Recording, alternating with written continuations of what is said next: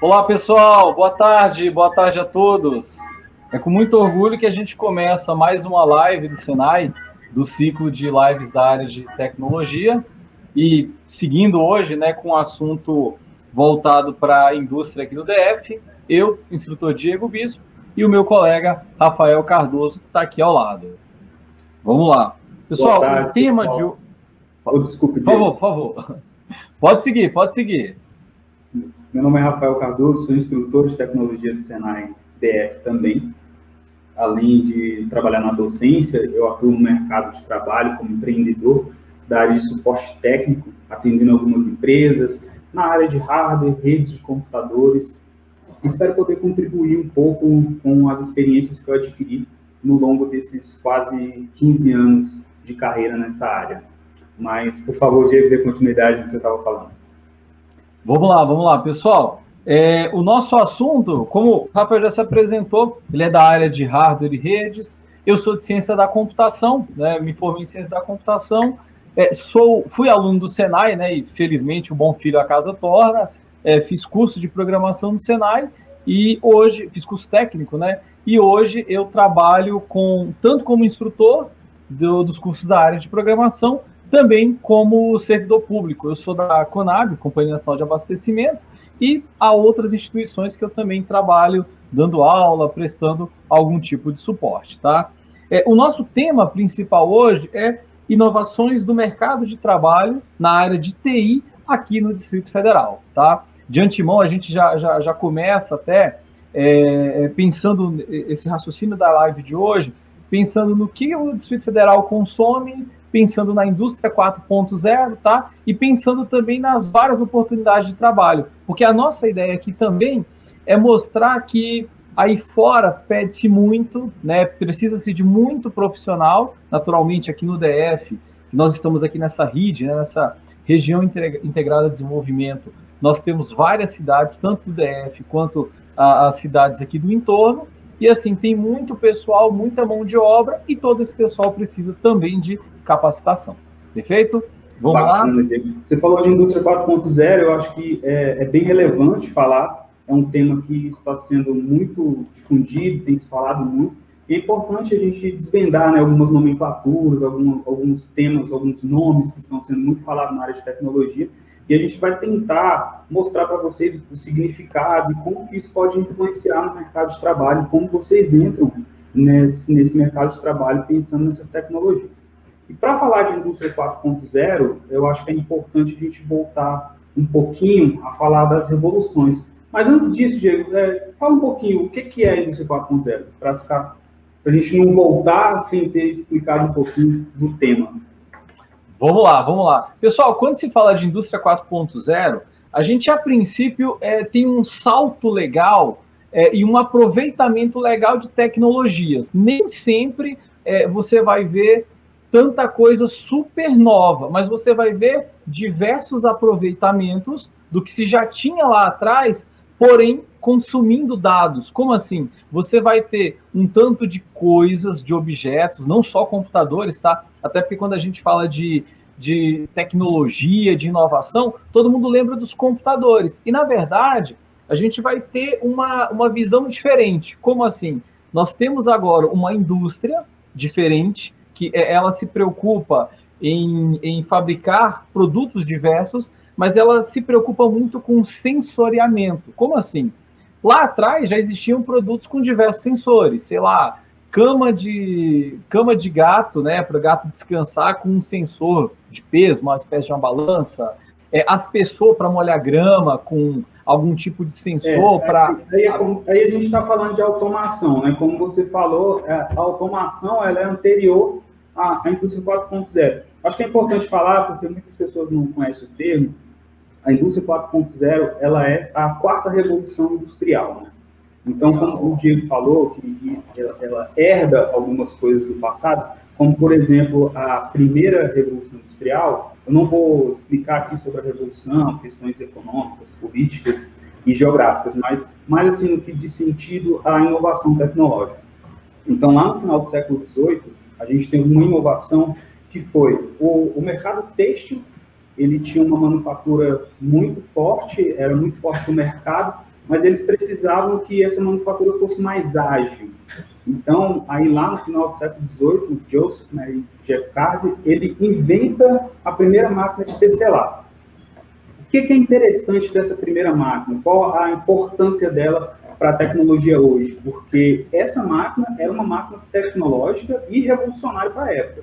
Porque imagina que ele conseguia substituir até 14 mãos de obra de manufatura por uma máquina de manufatura. Como que isso se dava?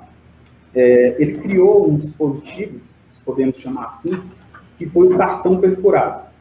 O cartão perfurado, ele continha as informações desses tecidos, de como ele seria desenhado. Então, por exemplo, esse cartão tinha os orifícios e as agulhas, elas iam trabalhando nesse orifício. Então, se tinha um orifício, a agulha atravessava. Então, ela fazia um desenho. Se não tinha, batia nesse cartão, que era de metal. Então, era aquela ideia do binário que é utilizado até hoje na tecnologia, e que isso nunca vai acabar, né? Tudo na tecnologia é 0 e 1. E assim foi a ideia de Joseph lá para essa máquina têxtil no final do século XVIII.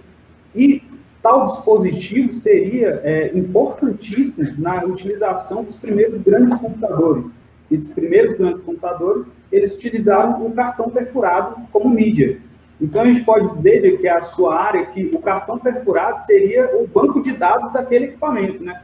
Aqui eles tinham um grande hardware cheio de agulhas e motor, que também é o início da evolução dos motores, e o dispositivo que traria as informações era o cartão perfurado. Então, a gente pode dizer que seria a primeira mídia de informação, né? Porque através dessas informações e aqueles tecidos eles iam sendo gerados. Depois disso, a segunda revolução, que ela vai tratar mais da questão da comunicação, né? Ela vai trazer aí o telefone, o telégrafo, o rádio.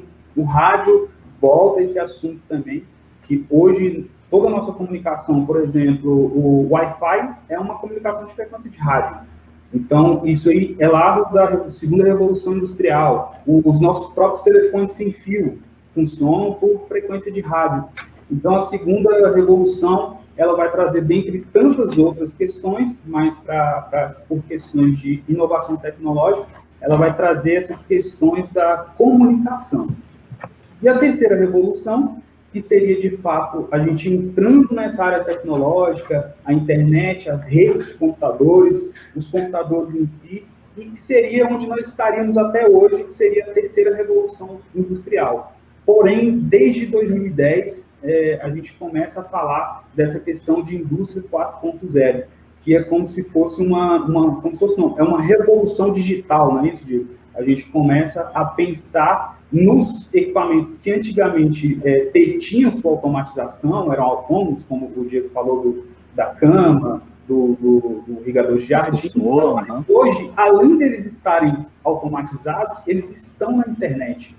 Então, acho que é mais ou menos isso, né, Diego? Onde você queria chegar aí. Isso, exato. E o bacana de tudo é que ter esses equipamentos todos gerando dados, porque assim, esse sensoriamento, ele tem um lado interessante que é o quê?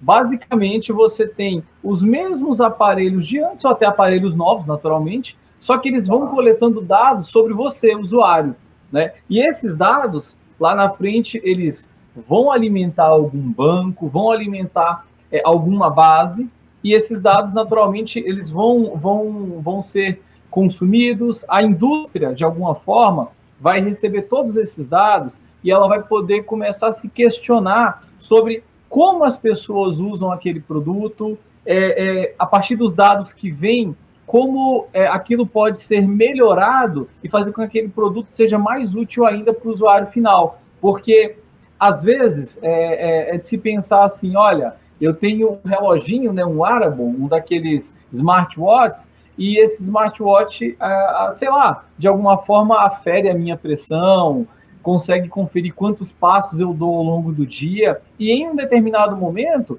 isso pode ser interessante para quê?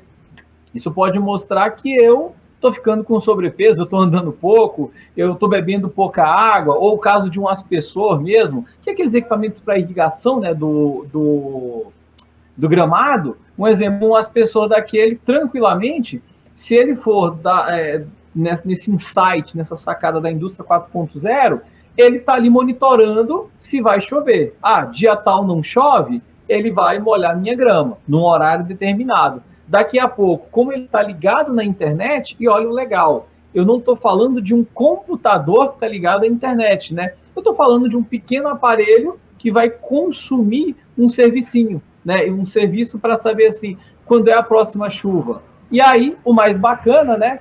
Diz aí, Rafael. IoT, né? IoT, exatamente, né?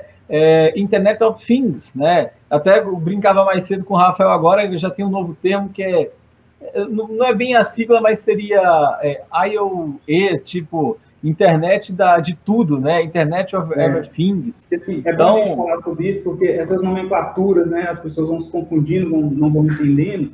E o IoT é a internet das coisas.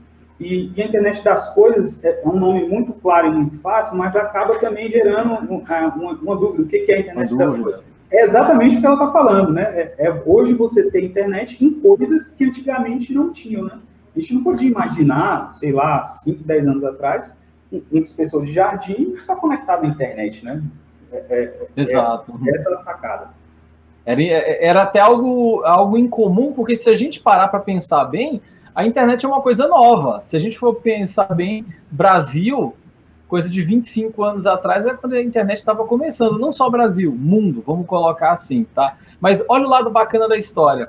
Quando a gente trata da internet das coisas, de você ter diversos aparelhos com sensores, que, de alguma forma, todo esse sensoriamento vai coletar dados e vai levar esses dados lá para a empresa de origem, né, o famoso Big Data, aquele grande conjunto de dados, é interessante por um motivo muito simples. Esses dados podem levar dados para as empresas, são dados que vão chegar nessas empresas, que elas vão filtrar isso tudo, tá certo? E esse filtro vai gerar um tanto de informações concretas. E essas informações, podem ter certeza, elas começam a mostrar o que está sendo mais pesquisado hoje do ser humano, que é o quê? Comportamento, tá? Basicamente, a gente vê produtos surgindo aí fora, por quê? Porque esses produtos todos estão de olho nos nossos comportamentos. E o lado mais interessante ainda, porque quando a gente fala da indústria 4.0, igual o Rafael citou, veio vindo aquela melhoria, né? Saiu do vapor, mecanização, chegou no lado eletrônico.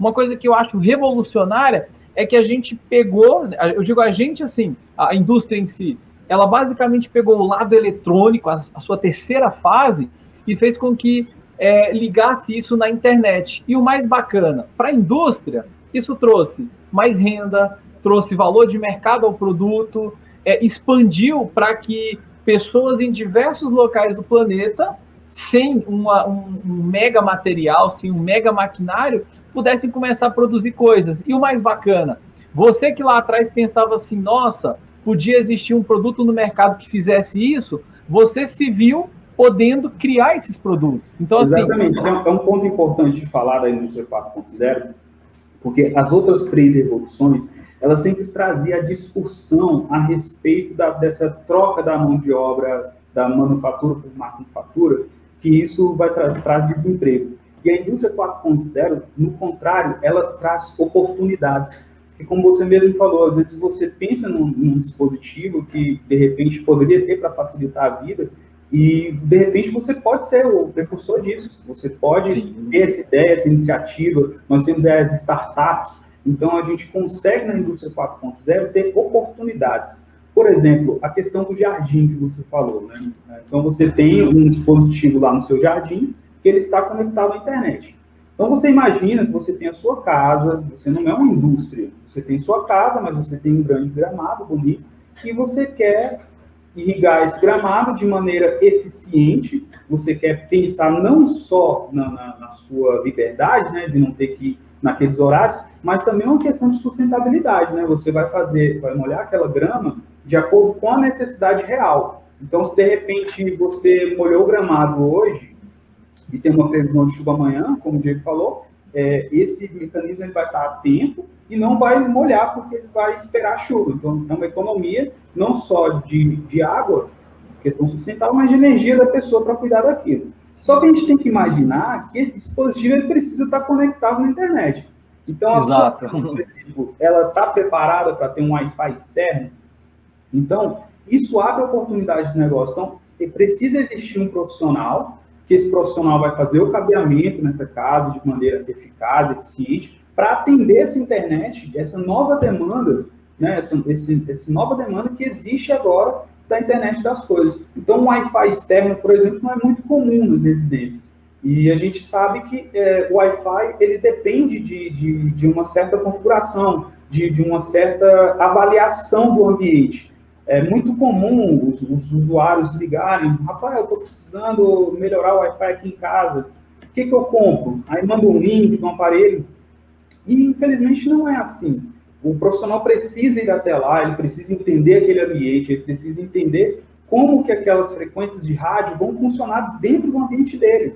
Cada ambiente vai exigir um tipo de configuração, um tipo de cabeamento e um tipo de dispositivo diferente. E aí é onde entra o profissional e é onde entra a oportunidade. Porque nas outras revoluções, além da retirada desses profissionais, as oportunidades eram poucas. Então, agora a gente tem oportunidades não só na indústria. Eu não lembro se o Diego mencionou aqui, quando ele falou sobre a nossa mão de obra em Brasília, sobre o tipo de trabalho que nós temos aqui.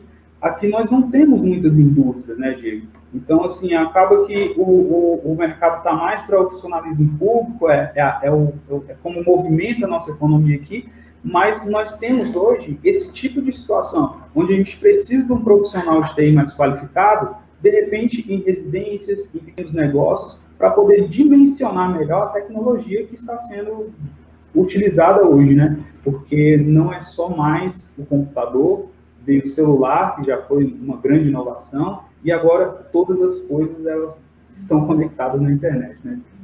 Não, exatamente. E pegando o gancho que o Rafael colocou para a gente, que é importante, quando se fala, né, quando se pensa na indústria de hoje, a gente muda um bocado, pessoal, aquele raciocínio de antes, que era o quê? Quando a industrialização ela veio ganhando força, as pessoas olhavam para as máquinas como algo ruim, porque o cara que estava acostumado a capinar, a fazer um serviço braçal, constantemente braçal, ele olhava e pensava: meu Deus, se a máquina entrar em cena, eu perco o meu trabalho. Só que, na verdade, hoje, a indústria 4.0, até lembrando, tá? Isso é um termo alemão, e a ideia do termo da indústria 4.0 era, inicialmente mesmo, era uma, como é que a gente pode colocar? Era uma ação orquestrada da indústria em si. Claro que cada país observou isso de forma diferente, mas é uma ação orquestrada do modo como as empresas vão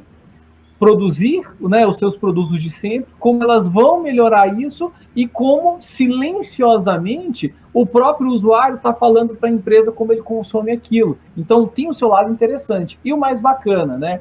Esse período que nós vivemos, por vezes algumas pessoas chamam da indústria 4.0, né, chamam de movimento maker. Na verdade, não é bem movimento, porque o movimento pode ser uma coisa passageira, mas nós estamos num momento maker, um momento de criação. E isso é legal porque você, na verdade, da sua casa, consegue fazer um curso, consegue aprender uma tecnologia bacana, ou um curso presencial em períodos normais, tá certo? E tendo cada vez mais empregabilidade, ou sendo cada vez mais especialista em tecnologias, em ferramentas específicas, tem lugar para todo mundo. Porque a indústria hoje, ela está precisando cada vez mais de gente, mas é de gente capacitada, né, Rafael?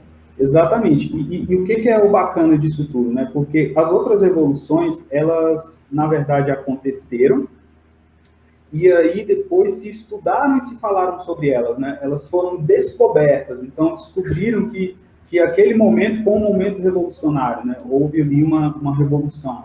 E a indústria 4.0 não, ela foi anunciada. Esse termo, indústria 4.0, ele vem desde 2010, trabalhando esse termo. Nós estamos hoje em 2020, nós podemos dizer que estamos vivendo a indústria 4.0, mas ela não está nem na metade da sua força.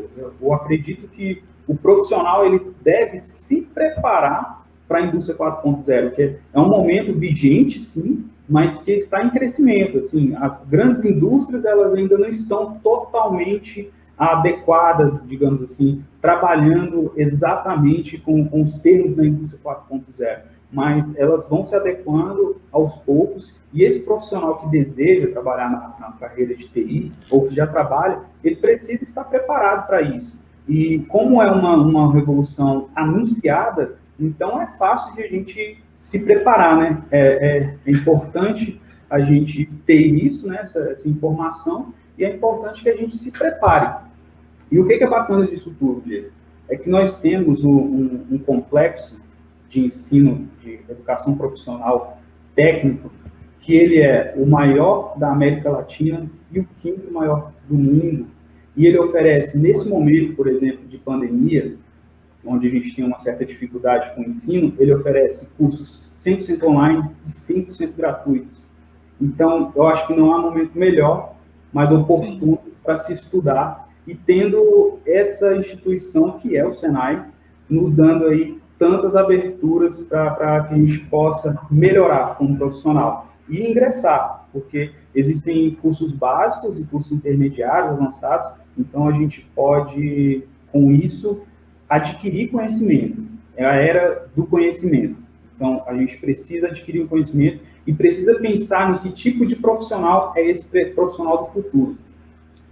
Vamos pensar lá na Revolução do século XVIII, quando o Joseph Jacquard criou lá aquela máquina com o cartão perfurado. Ele precisou de uma coisa que a gente sempre precisa, porque é muito comum a gente ter uma palavra da moda, mas se a gente for observar, ela sempre existiu, sempre foi falada. A gente fala muito hoje que o profissional precisa de criatividade. E foi isso que ele fez.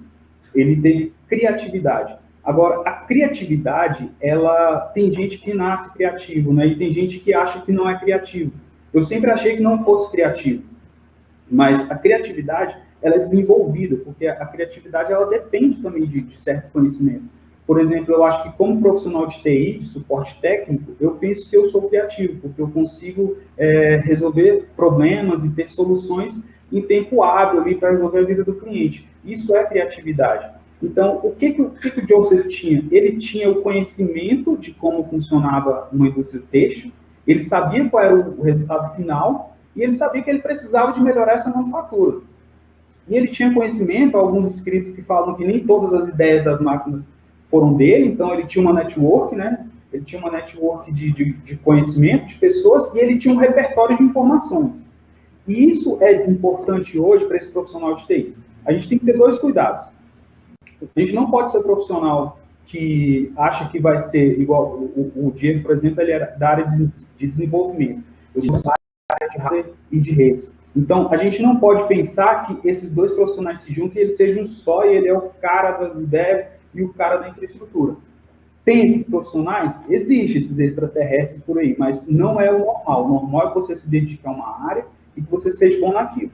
Porém, no início da carreira, é importante que você conheça as áreas, até para você se identificar dentro da tecnologia. Eu, por exemplo, o primeiro curso que eu fiz no Senai, eu devia ter 17, 18 anos, foi um curso de lógica de programação. E eu não me identifiquei com a área de desenvolvimento, apesar de achar que gostava de tecnologia. Então, eu fiz depois um curso na época chamava montagem e configuração, e aí eu gostei mais dessa área de hardware, e ali eu fui crescendo na área, aí eu fui fazer curso básico de eletrônica, os cursos básicos na área de redes, até chegar na minha graduação. Mas o que eu quero dizer com isso? O profissional hoje que ele vai iniciar na carreira tecnológica, é importante que ele faça vários cursos.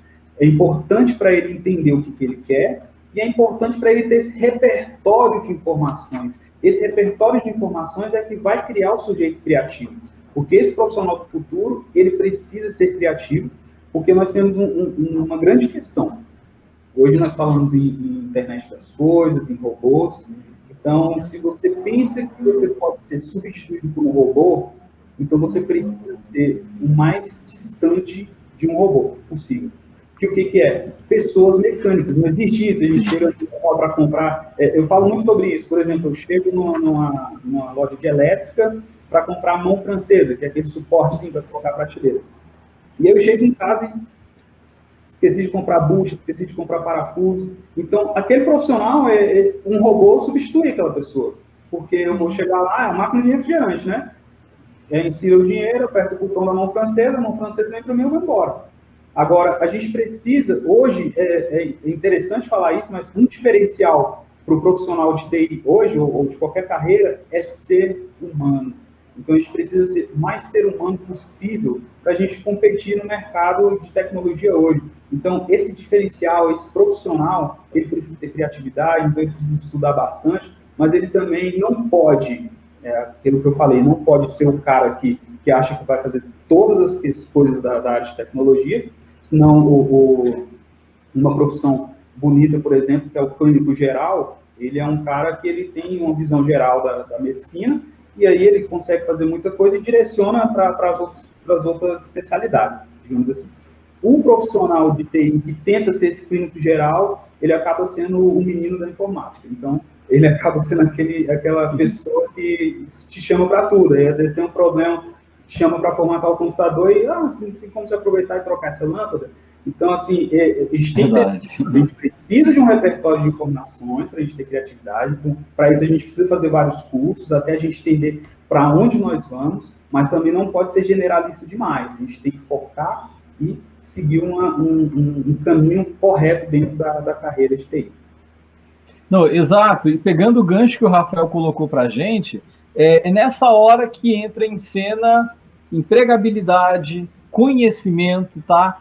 Uma coisa que vai ajudar muito, é legal falar da criatividade, porque às vezes você não é aquela pessoa criativa para pegar um lápis e fazer um desenho ali de alguém, né? Mas você... Essa questão de criatividade relacionada à arte, né? A arte, né? E às vezes... Não, exato. E às vezes você é aquele cara criativo, mas é aquele cara criativo com a parte do cabeamento elétrico, o cabeamento de rede, que é importante. Não adianta eu pensar na indústria 4.0, não adianta eu pensar na evolução tecnológica e esquecer do serviço básico. Mas para fazer o serviço básico que seja... E, gente, e o básico, não atrelem o termo básico ao fácil. Básico porque ele é exato, ele é extremamente necessário. Pensa bem, como é que você vai ter uma estrutura boa de rede, de fibra ótica, de qualquer coisa que seja, se você não tem energia elétrica lá atrás? Não funciona, né? Como o Rafael colocou, como é que você vai ter um Wi-Fi profissional que às vezes ele vai ter um alcance aí de, sei lá, muitos metros ali, é um alcance incomum, mas você tem que ter uma entrega confiável de energia elétrica. Aí você fala, nossa, Diego, mas só tem espaço para o pessoal de hardware, de cabeamento? Não.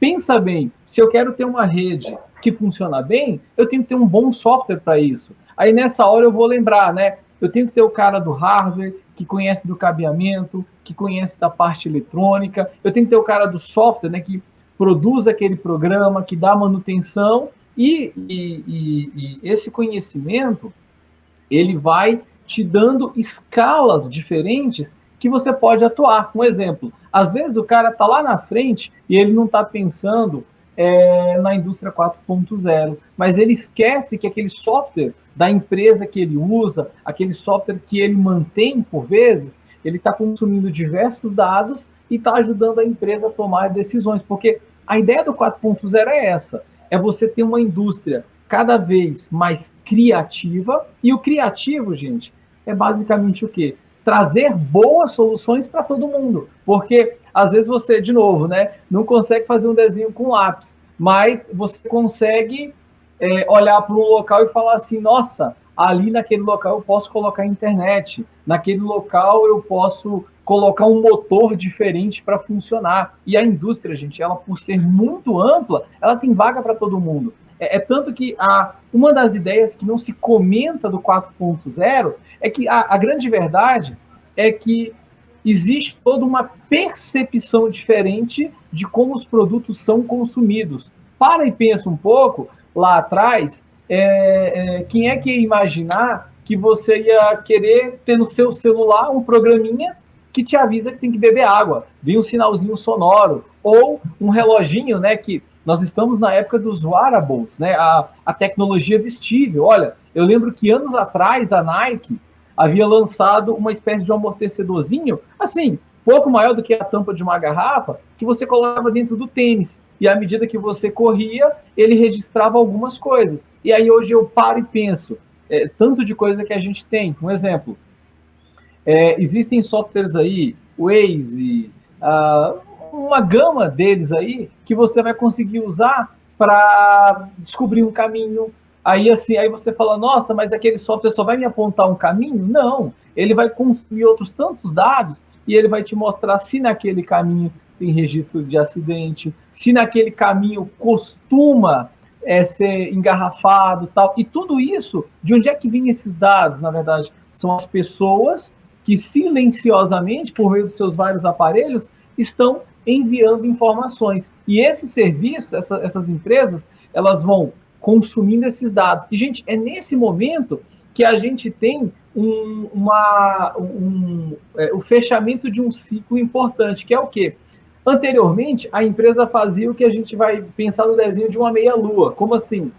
Ela produzia um produto e ela recebia informação do usuário. Ponto final. Ela ficava só nisso aqui, ó. Ela não fechava aquele ciclo completo. Aí hoje, a indústria lança um produto, ela manda um produto com sensor, então assim, o sensoriamento ele é mega interessante, e à medida que você vai usando esse produto, essa empresa vai sendo alimentada, e você fala, Diego, mas isso é só para um produto eletrônico? Não, o teu próprio navegador de internet, o teu browser, seja o Opera, Google Chrome, Internet Explorer, eles acabam resgatando, capturando informações sobre você, sobre o que você acessa, quantas horas você acessa, que página você acessou. Um exemplo, pode parecer estranho, mas às vezes você abriu o Facebook e você foi lá, clicou, segurou e rolou a tela. Aí você acessou outra rede social, por exemplo, o Pinterest, que é uma rede social voltada para imagens, basicamente imagens, tal, né? Tanto quanto o Instagram, mas ele tem a sua sacada diferente. E aí, o próprio navegador registrou que você rolou a tela mais vezes no Pinterest do que no Facebook. Isso aí vai mostrar para a indústria que você gastou mais tempo na rede social A do que na rede social B, e naturalmente aquilo foi mais atrativo para você. Então, assim, um tanto de informações silenciosas, elas acabam sendo repassadas para a empresa, para essas várias empresas, e essas informações, elas mostram consumos diferentes. Gente, quando se fala hoje, ano 2020, hábito, consumo, o modo como as pessoas gastam seu dinheiro, a gente tem muita coisa empregada nisso. Um exemplo, quem aí fora usa Kindle, aquele leitor digital. Poxa, o cara que usa Kindle, ele não vai se lembrar, mas é um cara que está com uma opção de consumo diferente. Por quê? Quem não conhece, o Kindle é um e-reader, né, um leitor digital da Amazon, uma das várias marcas, existem outros, tá? E ele é feito para você ler livros. Só que a diferença, o livro físico, você vai comprando e vai empilhando em casa. Um belo dia você não tem o que fazer com aquele tanto de livro. Às vezes você não quer guardar, não quer criar uma biblioteca. Eu, particularmente, eu procuro não comprar mais livros impressos, porque eu não tenho onde guardar. E eu uso um Kindle para leitura. E a pessoa para e pensa, mas como eu, que sou ali aluno do Senai, sou aluno do curso de redes, aluno do curso de desenvolvimento, como é que eu vou entrar nesse bolo? Como é que eu vou ter meu espaço, né, meu local ao sol aí?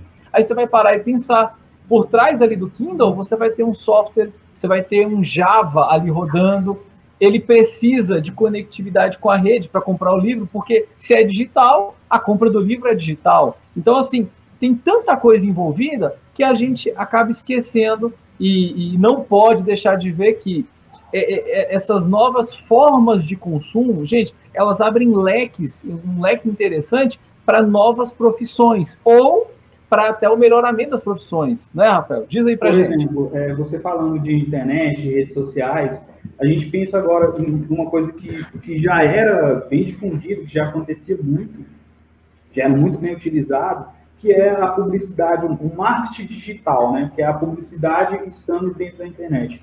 Então, assim, isso já é muito forte, mas com a pandemia, isso cresceu muito. Então, assim, demandou muito de profissionais que seria a sua área, né? O profissional de software. Porque hoje a gente ficou com muitas empresas muito tempo fechadas e elas precisaram ir para a internet. Então, elas precisaram expor a sua vitrine na internet. Então, isso dependia de um bom site de produtos, né, um e-commerce, isso dependia de alimentação de redes sociais, isso dependia de uma boa utilização do Google, por exemplo, as ferramentas AdWords, que são as ferramentas de divulgação, e isso tudo requer profissionais.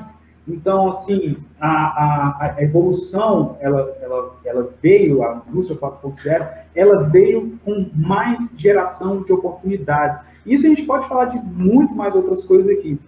Agora, só minha energia acabou aqui, pessoal, mas eu já reconectei pelo 4G do celular e tem bateria no notebook. Eu acredito que o Diego tenha passado pela mesma situação, porque nós estamos na mesma região. Então, como eu vinha falando, o Diego tinha comentado sobre o Waze, e é interessante como o Waze se comporta, porque ele nasceu, e no início ele não conhecia todas as rotas, né? Então a gente pedia algumas rotas, e ele levava a gente por caminhos que nem sempre eram os melhores. Então, com a alimentação, tanto da própria empresa, da Google, que comprou o Waze, tanto dessa alimentação que eles fazem periodicamente, a alimentação dos próprios usuários, então o Waze ele foi conhecendo caminhos melhores. Então ele consegue uma entrega que eu já não posso mais duvidar. E a gente acaba utilizando o Waze para caminhos que nós conhecemos. Por exemplo, eu estava ministrando aulas no Senai Gama, e eu sempre estava na região do plano piloto, que são onde ficam meus clientes. Então, sempre quando dava ali o horário de meio-dia, eu preciso chegar às 14 no Senai Gama, mas a gente se programa para chegar um pouco antes. Então, eu almoçava, e quando eu finalizava o almoço, eu colocava o Waze para eu verificar o melhor trajeto, porque pode ser que tenha um acidente. Então, ele consegue identificar isso, se tem um acidente, se tem um engarrafamento, e ele vai me colocar na melhor rota. E o grande interessante disso é que, ao passar dos dias, que todos os dias eu tinha essa mesma rotina, quando eu clicava no Waze, que ele abria, ele já me ofertava aquele destino, porque ele sabia que de segunda a sexta eu estava indo para aquele caminho. Então, é isso que se trata a indústria 4.0, é a internet das coisas, é as coisas conectadas. Mas as coisas conectadas de que forma? De forma a interagir, de forma a nos trazer informações e levar informações nossas também, para que as indústrias possam se comunicar e trazer para a gente sempre o melhor. Então, assim, nós vivemos num universo hoje de muita evolução, de muita inovação, mas de oportunidades também. A área que eu trabalho, por exemplo, que é o suporte técnico, ela necessita muito desse profissional que faz o trabalho de linha de frente. O profissional que vai fazer a manutenção do computador, que vai fazer um helpdesk, uma instalação de impressoras. Então, isso vai fazer com que gere que vai alimentar a oferta desses cursos de montador e reparador, por exemplo. O curso de montador e reparador do Senai, ele vai te qualificar a fazer essas manutenções. Esse profissional, durante algum tempo, as pessoas acharam que ia acabar essa profissão, porque as pessoas iam pegar os seus computadores e jogar fora, mas, na verdade, isso não aconteceu e não vai acontecer. Porque nas empresas, por exemplo, eles possivelmente não vão deixar de existir. E a pandemia, por exemplo, ela mostrou a necessidade de reutilização. Houve um primeiro momento ali no mês de abril, que eu tive clientes desesperados procurando equipamentos, porque eles entravam até no LX para comprar um computador, um notebook usado, e não encontravam. Por quê? Porque hoje a gente tem uma nova realidade. Hoje a gente precisou de ir para casa, trabalhar no home office, que é uma realidade que pode se estender no pós-pandemia. Nós tivemos os filhos que precisaram estudar online, que é uma situação que eu acho que nós vamos ter aí um ensino híbrido, é uma promessa. A gente tem a sala de aula, tem um presencial, mas os alunos vão ter uma plataforma para poder fazer uma interação tecnológica, para poder ter agregar mais conhecimentos, né? Ter uma possibilidade melhor de pesquisa com a orientação da escola. Assim como as empresas hoje, algumas funções estratégicas, elas vão para o home office. Existem algumas funções dentro da empresa que dá essa possibilidade. Então, quando a gente entra nessa realidade de home office, então a gente vai ter a necessidade de mais profissionais. A minha casa, por exemplo, quando eu entrei nessa situação, eu estou aqui num ambiente que eu tive que criar no meu quintal, que é o meu escritório, onde eu posso ministrar minhas aulas, eu estou com uma filha recém-nascida, às vezes participo dessas lives, então eu tive que criar um ambiente isolado para eu poder trabalhar. Por um acaso, eu sou da área de tecnologia, então eu mesmo fiz o meu cabeamento, eu fiz minha rede aqui. E isso não seria possível se eu não fosse, então eu ia precisar de um profissional para vir aqui viabilizar o uso dessa rede, o uso dessa internet na minha casa. Então, essa é uma oportunidade que se abre. A outra questão também do home office é exatamente a gente ter a necessidade de mais equipamentos. Então, se a gente tem mais equipamentos no mercado, aumenta a demanda, aumenta essa necessidade. Então, isso não vai acabar. Uma outra coisa que sempre se falava também é que vai acabar o cabo de rede, todo mundo agora vai se conectar no Wi-Fi, e essa é uma outra questão que não é verdade. Todo dispositivo de Wi-Fi, para ele funcionar bem, ele vai ter um cabo de rede chegando nele. Então, se você entra num prédio que tem lá vários dispositivos Wi-Fi, várias ofertas de internet Wi-Fi para você, ali tem uma estrutura, tem um cabeamento estruturado, que um profissional competente fez, e por trás daquela rede Wi-Fi sempre vai ter um cabeamento e vai ter um profissional por trás disso. E esse profissional precisa ser qualificado. Então, a realidade que eu tenho é essa. Dentro desse mercado de suporte técnico, tem oportunidades em Brasília, mas tem oportunidade para quem tem qualificação. Existem muitos profissionais, assim, profissionais não, existem muitas pessoas trabalhando nessa área, mas os profissionais com formação, com qualificação, eles são poucos. Então, é isso que quem quer entrar na área de tecnologia hoje precisa pensar. Ele precisa de qualificação. E ele precisa de um perfil criativo, ele precisa de um perfil humano, porque as pessoas já estão diariamente lidando com robôs, né? A gente pensar o computador é uma máquina, né? Então, quando você vai fazer um atendimento, você precisa fazer um atendimento com mais humanidade, né? Mais humanização, ter uma interação. A gente precisa entender que a tecnologia ela é necessária, nós não conseguimos mais viver sem ela. Se alguém acha que isso é um mal, então entenda que é um mal necessário, que você vai precisar conviver com ele. E a gente, então, precisa trazer mais humanidade. E as ofertas que o Senai tem hoje, por exemplo, eu estou ministrando uma turma de redes de computadores e cibersegurança. Esse é um curso que te dá um grande conhecimento para entrar no mercado de trabalho. Ele vai iniciar com os fundamentos básicos computadores, ele vai falar um pouco dessa parte de hardware, dessa parte do curso de montador reparador. Ele vai entrar bem na parte de rede, de cabeamento estruturado, de configurações de dispositivos, e vai falar também na parte de cibersegurança. Como o Diego estava falando do aumento, né, do consumo de informação, quando a gente pensa nessa questão da informação, a gente pensa, por exemplo, no home office. Imagina que esse profissional ele tinha um computador dele logado no servidor dentro da empresa dele, com toda a segurança, e ele pega essa máquina e leva para casa. Então, a gente tem um alto volume de informação transitando, e nós temos um cara que se conectou no roteador lá da casa dele. Então, isso requer mais segurança. Então, quando a gente pensa nessa troca de informação, nesse aumento de número de informações, então a gente já pensa na questão da segurança. Então, tudo isso que a gente está falando é para a gente para mostrar para vocês que a carreira de tecnologia ela está sempre numa crescente. Tem um estudo de uma revista anterior à pandemia que previa um crescimento de 20% da área de tecnologia. Isso nunca aconteceu, um crescimento tão exponencial. E com a pandemia, eles não finalizaram ainda o estudo, mas é normal, né, não ter o mesmo crescimento.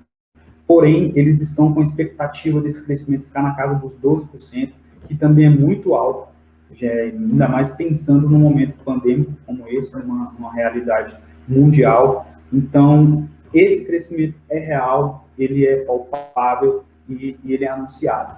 Então, para quem quer a carreira de TI, pense em qualificação. E pense que nós temos uma instituição como o Senai que está aí promovendo vários cursos e várias qualificações nessa área que pode te dar uma grande carreira pela frente. E sempre pensando no foco que você precisa, no foco que você quer para a sua carreira profissional. Eu vou tentar abrir agora aqui para ver as perguntas, os comentários. Eu vi que algumas pessoas fizeram alguns comentários, algumas perguntas. Eu vou tentar voltar aqui para responder algumas. Muita gente aqui dando boa tarde, parabenizando. Muito obrigado a todos vocês por terem participado desse momento conosco. E eu vou verificar aqui algumas perguntas para a gente tentar responder. O dia parece que está voltando aí. Olha eu de volta aqui, Rafael. Opa, vamos lá, eu de volta. Eu vi que tiveram bastante perguntas, pergunta bacana, participação em massa aí do pessoal, né? Eu vi muita gente aqui de Sobradinho aí, eu vi gente aqui, olha, pessoal da eletrotécnica, pessoal falando de robótica, eu vi de outros cursos, que é o curso de elétrica, que mais? Olha Você lá. quer dar continuidade, Diego? Quando eu estava falando, quando caiu, eu estava falando desse mercado do marketing digital, da publicidade que hoje está na internet, que aí, enquanto você vai discorrendo sobre esse assunto, eu vou procurando aqui as perguntas para a gente tentar responder. Vamos lá, bacana. Pessoal, o que ocorre, tá?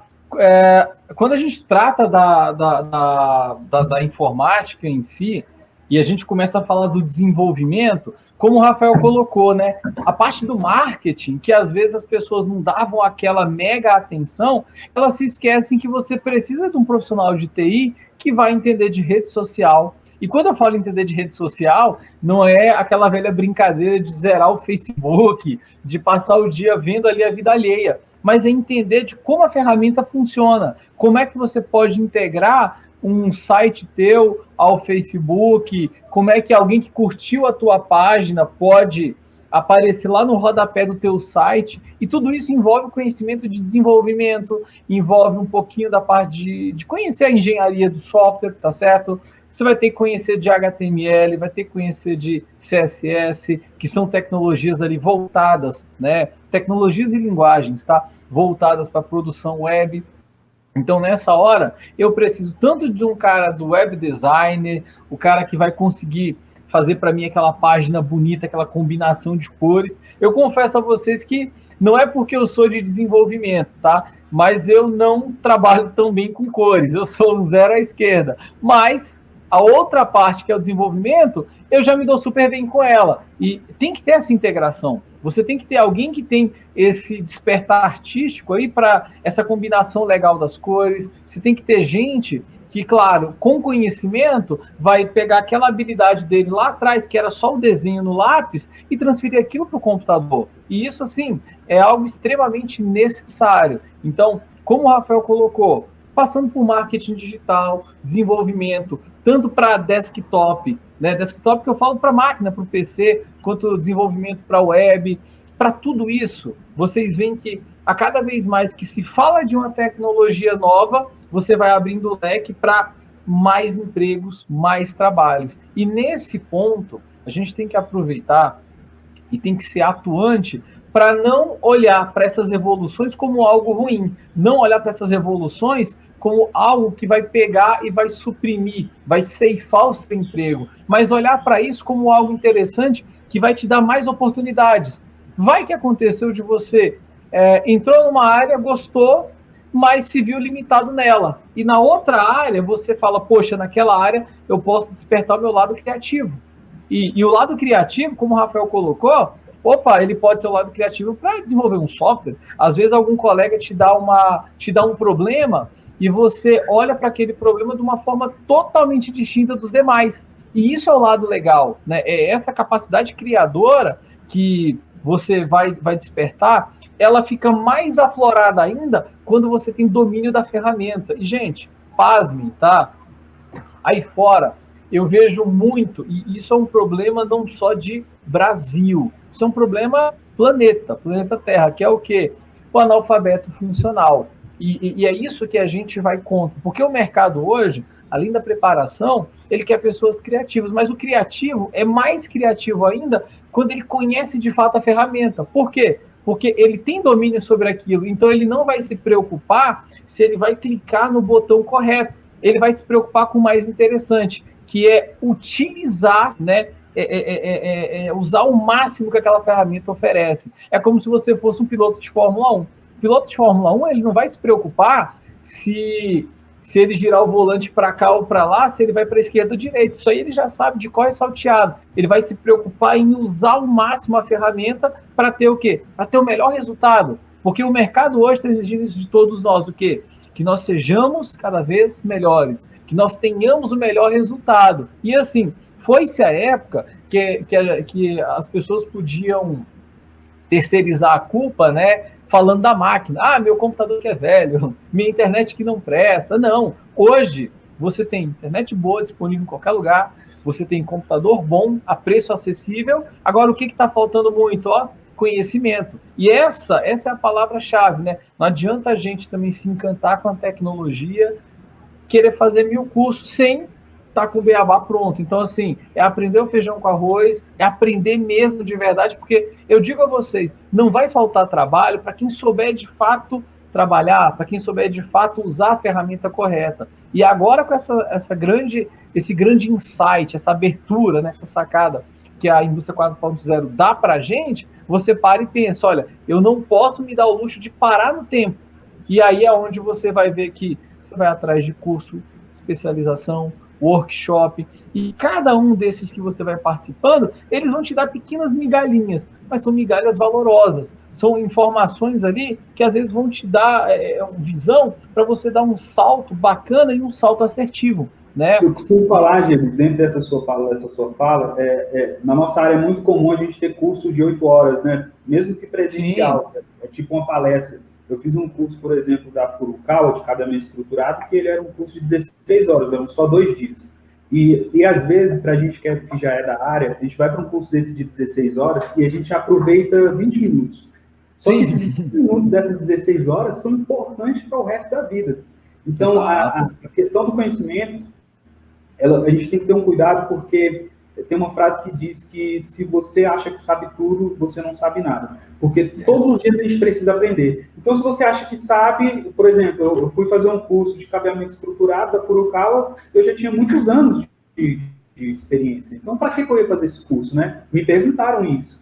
Falei, cara, as coisas vão se inovando e alguma coisa eu vou sair de lá, com certeza, com algum conhecimento que eu não tenho. E foi mais ou menos isso. Eu tive lá 20 minutos, um exagero, mas assim, eu não precisava daquelas 16 horas de curso. Mas dentro daquelas 16 horas de curso, eu aprendi coisas que foram muito importantes e o melhor, eu conheci pessoas. Eu aumentei a minha network, eu criei outras oportunidades.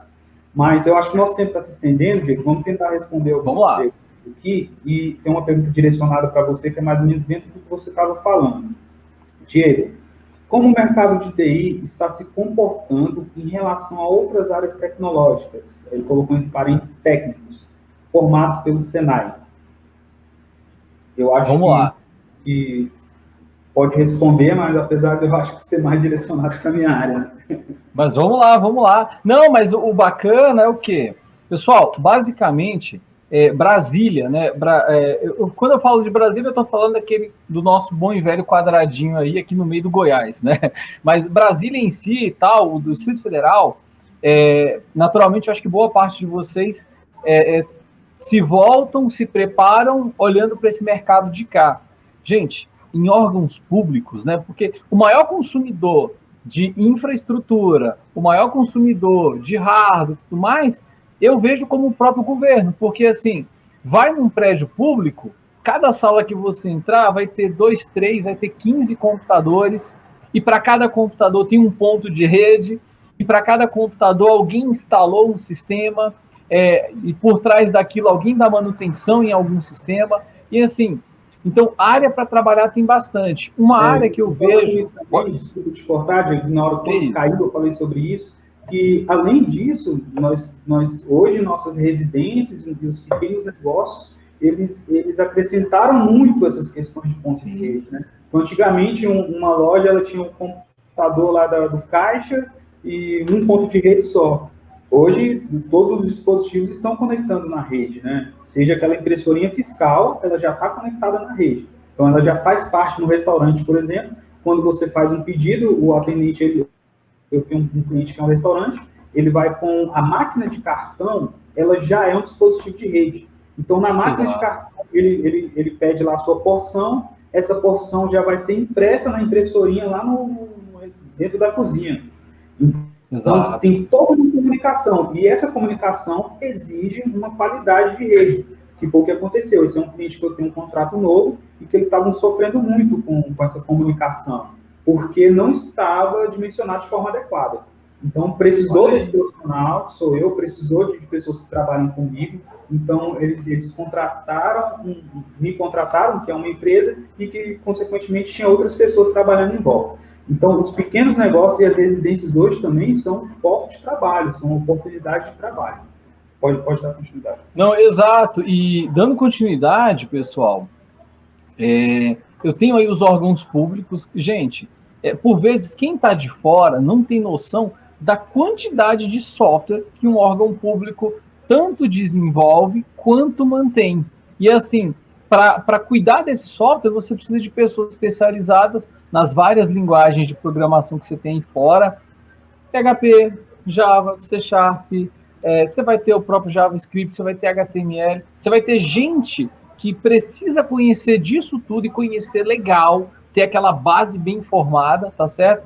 Você vai precisar de gente que está na área da sustentação, que é o quê? A sustentação é uma espécie de suporte técnico, só que dos sistemas.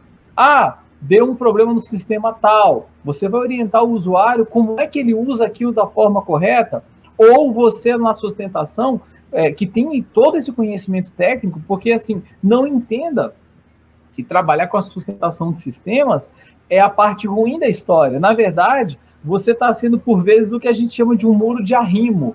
Porque veio o problema, você não deixa ele desabar. Você, com conhecimento técnico, identifica a recursividade, a quantidade de vezes que aquele problema começou a acontecer, e você já passa para a equipe de desenvolvimento. Então, por vezes, numa falha mínima, você que tem o correto conhecimento técnico, você consegue já avisar a área de desenvolvimento que, olha, em tal canto tem um furo, tem uma possibilidade de invasão, tem um erro de conexão com o banco de dados, com qualquer outra ferramenta, e aí é nessa hora que você vê que tem essa funcionalidade.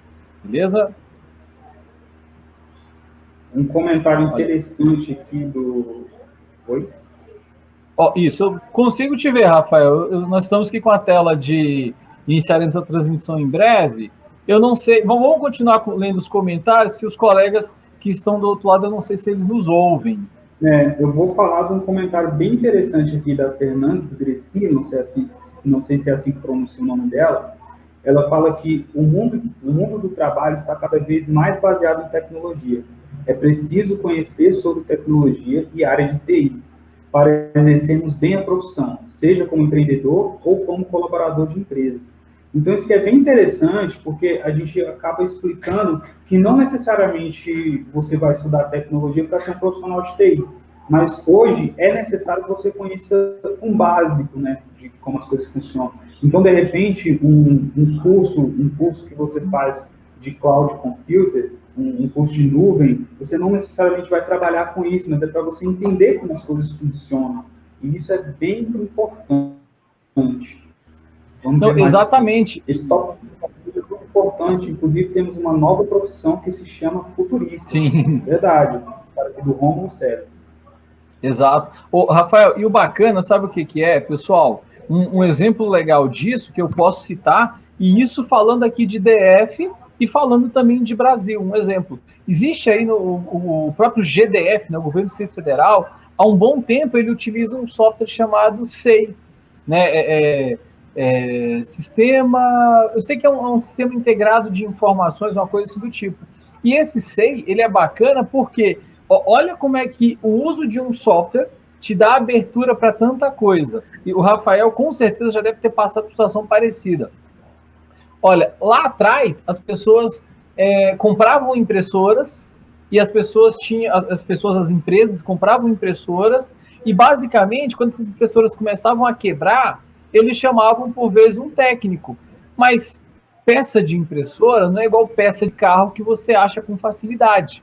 E aí começou-se a abrir o leque para o outsourcing de impressão, que é o quê? É o aluguel de impressoras. E aí hoje eu vejo...